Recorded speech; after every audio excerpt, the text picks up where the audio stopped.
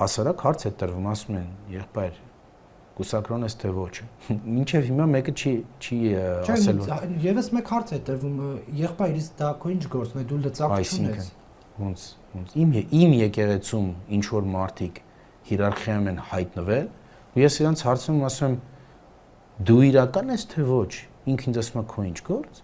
Այ սրա համար է պետք փոխել այդ եկեղեցին։ Ո՞վ է համարձակում տենց բան ասի։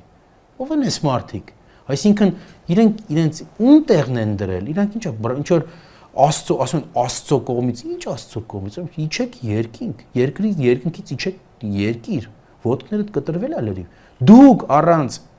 հայ ժողովրդի, այսինքն այն ժողովրդի, որը կազմում է Սուրբ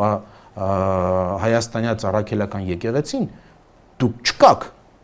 Եկեղեցին չկա, ժողովուրդն է եկեղեցին։ Ու ժողովուրդը անընդհատ այս թեմաների մասին խոսում է, երբ որ հարց են տալիս, ասում են դուք իրական եք թե ոչ, դուք ասում եք ձեր ինչ գործ։